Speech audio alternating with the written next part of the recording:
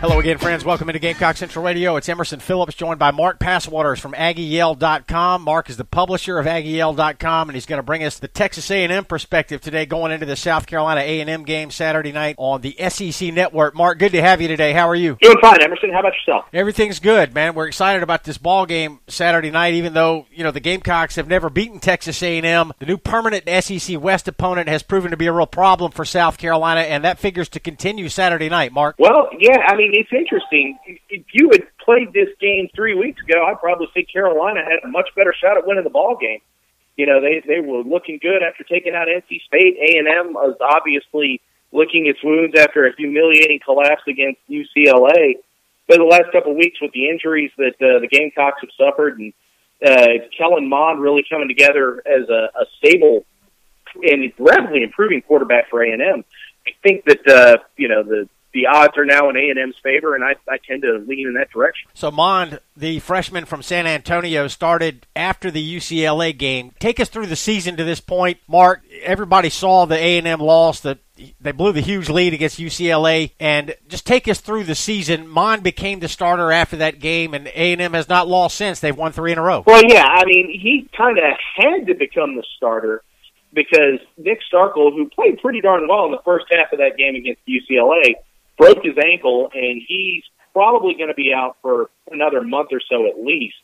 And Jay Kubanek, the veteran quarterback of the bunch, the redshirt senior, wasn't really able to play. So they were in a really, really serious situation. And when you looked at things, Mond came in and he was 3 of 17 for 27 yards. And at that point, you're thinking, oh boy, this season is already lost. This is a disaster. It just looked really glum for A&M. But since then, week after week, Mond has really progressed. Against Louisiana Lafayette, admittedly not the toughest of opponents, but still an FBS team, he became the first A&M true freshman quarterback in history to throw for 300 yards. And then he had 325 yards of total offense against Arkansas last weekend. It just seems like things are slowing down for him. He's getting more acclimated with his receivers, the speed of the college game, and all that. And you're talking about the guy who was Rival's number one dual-threat quarterback in the country in this last class. So he's got the talent, and now it looks like all of a sudden he's really starting to put it together. So Mond threw for over 200 yards, ran for over 100 in the overtime win over Arkansas on Saturday, a 50-43 Texas A&M win to improve the Aggies to 3-1. And Mark, I was reading some of your work on AggieYell.com, and you said that he made maybe the best pass that he's made as an Aggie with the touchdown pass in overtime, and it sounded like he played a real good ball game. Yeah, he was really solid. You take a look at it, and obviously Arkansas was going to try to pressure him, bring a bunch of different looks, just basically make him feel inadequate, like he is a true freshman. And they did. They threw a lot of things at him, but he handled it very, very well. One thing that I really like about him, and ironically enough, he does this better than a redshirt senior in Trevor Knight last year, is when he's under pressure, he does not look down or start looking to run. He continues to go through his progression. He's got enough sense in the pocket that he knows where everybody is, and he's able to kind of move around. And he did that very well against Arkansas. He threw an 81-yard touchdown pass on the run to Kirk. He made several very nice throws, when the pocket was collapsing. He has shown that he can handle things under pressure, and just as one week has gone on to the next, you see something different from him each time. Last week it was, when he was getting blitzed, he was making the right read, the hot read, getting the ball out quickly. He's starting to run that run-pass option that A&M has used the last couple of years. And he did that very, very nicely. He had honestly a touchdown called back by a horrible call that would have been a 90-yard run. So you're talking about a guy who was thrust into a really tough situation, and honestly, I didn't think he was going to be ready for it, but he's starting to really prove people wrong. And if he continues to improve at this rate, he's going to be an upper echelon quarterback sooner as opposed to later. Mobile quarterbacks have killed the Gamecocks in recent years, so Kellen Mond will make his 4th start for Texas A&M this Saturday night when the Gamecocks head to College Station. Mark, Christian Kirk, is he the best player in the SEC? Is he the best player in the country? I don't know if he's the best player in the country, but he's certainly the most exciting. When you take a look at this guy on big plays for touch, it's kind of ridiculous. Taking away fair catches on punts because nobody will now kick to him after he returned 3 punts for touchdowns last year. The guy had 8 touches against Arkansas and scored 3 touchdowns. I mean, that's just an amazing rate. When the guy gets the ball in his hands, if you don't have him head to the sideline or triple team, he can do something amazing. I mean, the kickoff return that he took back against Arkansas, it's not only saved A&M's neck, it was with a new blocking scheme. They made that up on the fly in the second half of that game, and he not only read it right, but the blocks were right, and then he was just gone. It was absolutely amazing. And then to sit there and run the pattern that he did on the touchdown in overtime, Arkansas should have known that was coming because it was the exact same one that he ran and beat him on 2 years ago. Same part of the end zone, same route, same everything. But when it matters, the guy just gets loose. He's really remarkable. And, he's something that, A&M has had the pleasure of having the most exciting player in football twice in the last 5 years after probably never having him before. And they may never have him again, honestly. But, Kirk just does things that, you just simply do not expect a player to do. Kirk coming off a 3-touchdown performance in that overtime win over Arkansas last Saturday at Jerry World. And, Mark, he recorded his 20th career touchdown reception in 30 games now. That moves him up to 4th on Texas A&M's all-time list. And he's also got 6 touchdowns via return, punt return or kickoff return. You mentioned that nobody would punt to him after 3 return TDs last year, so Sumlin put him on kickoff return, and he took one to the house against Arkansas. Yeah, and that was the first kickoff return that A&M has had for a touchdown since Coriel Judy ran one back against Baylor. And I would not expect anybody in South Carolina to know that name, because nothing ever really came of him. But you're talking about not only more than a half a decade ago, but a different conference. So for him to come in and do what he's done, is just amazing. And everybody knows the guy to take care of is Kirk. But he's just finds a way. And as time goes on and Damian Ratley and Javon Osborne become more of a threat in the passing game, in turn, Kirk's probably going to become more dangerous. Mark, Keith Ford had 2 touchdown runs against Arkansas, and the A&M offense appears to be very balanced. Yeah, they're real balanced. Honestly, Ford was the guy who really came through this weekend, but the home run hitter is Travion Williams, who is somebody that I'm sure Carolina fans remember from last year. He was kind of banged up last week, but he gutted it out and still had 72 yards. But the depth that A&M has at running back is elite. It's probably as deep as anybody has in the country. With Ford, with Williams. Williams is the guy I think who could be an All-American easily. He's going to end up a first-round draft pick, probably.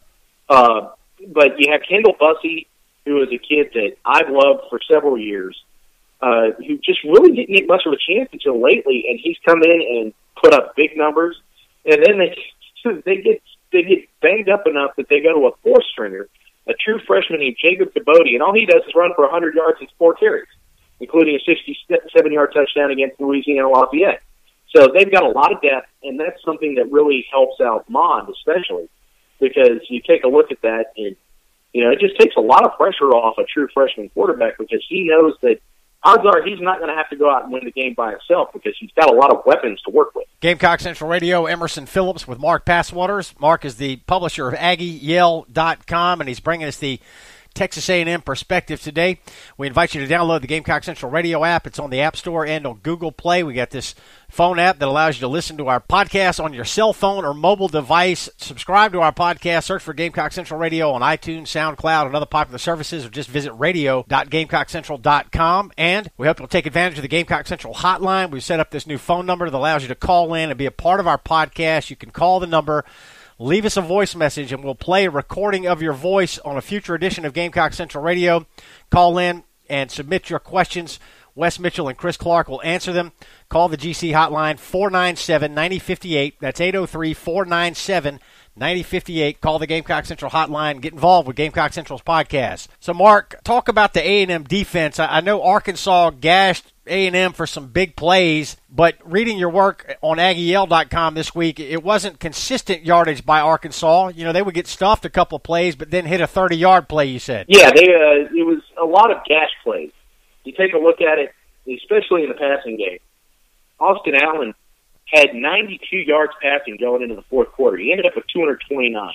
And that has been a continuing bugaboo for A&M, is giving up big yards in the fourth quarter when they have a lead. I don't know if it's just John Chavis letting off the gas, which is my suspicion, or they just get tired. But that's something that happened against UCLA, happened last weekend, and it's something that they're eventually going to have to look in the mirror and say, okay, that's enough, because this is going to cost us more ball games. You know, you take a look at last year against UCLA and Tennessee.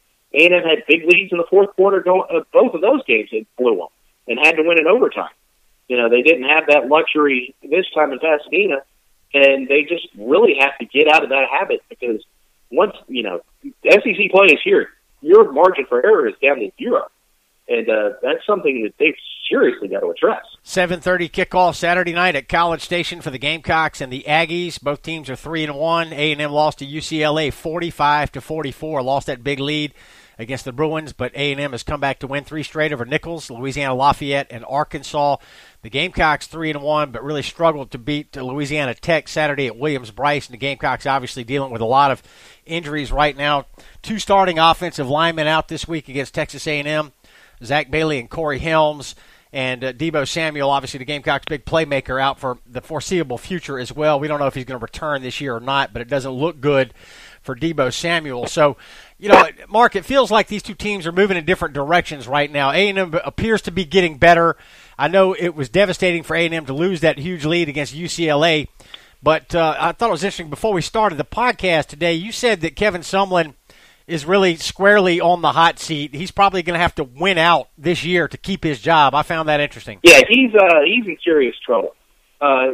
Losing that UCLA game was a big deal, especially the way it happened, arguing that Jay Kubanak was available when a lot of us knew that he wasn't. That kind of harkened back to 2015 when he threw Kyle Allen, the starting quarterback then, under the bus, saying that he was available and could play when really, you know, shouldn't have and couldn't have. You know, he left him out there against Ole Miss when he had a separated shoulder. You know, then he went to Kyler Murray, which ended up being a massive disaster. He beat South Carolina at Kyle Field, and after that, everything he did was bad. And he ended up losing both quarterbacks. And that really started the unpopularity issues with someone. And for him to sit there and obstinately say Hubenak was available when against UCLA when he wasn't, or clearly would have played, you know, that just infuriated a lot of people. He's made the wrong people angry, if that makes any sense. And when you throw $500 million into a program like A&M's fan base has in the last several years, I mean, you take a look at the renovations to Kyle Field, all the football facilities are state-of-the-art, you know, top of the line. You know, 8-5's not going to do it. 8-5 shouldn't do it. I mean, there's just been too much money invested in this program for people to settle for, you know, good old mediocrity and coming to see the Aggie band. And I think that if he doesn't show significant improvement, and I'm not talking about, oh, this is a young team, we go 8-5 again. No, that's not going to hack it. You're going to have to win 9 games, 10 games. You're going to have to prove you can beat an Alabama or an LSU. And if you don't do those things, your support base is 0. So he's really got to prove people wrong and basically buck some trends that he is creating here in the next few weeks. I mean, you look at it, okay, you got South Carolina. If you beat the Gamecocks, and they're the favorite, okay, you're 4-1. That's great. Who's next? Alabama. Who starts the tailspin just about every year? Alabama. So, you know, crunch time is here for the Aggie. Yep. And if someone doesn't perform, then, you know, he's out the door. Yeah, A&M's got Alabama at Kyle Field next week, and then they head to Gainesville on October the 14th before the bye week. So a key stretch of games here for Texas A&M that could go a long way toward determining the future of Kevin Sumlin at Texas A&M.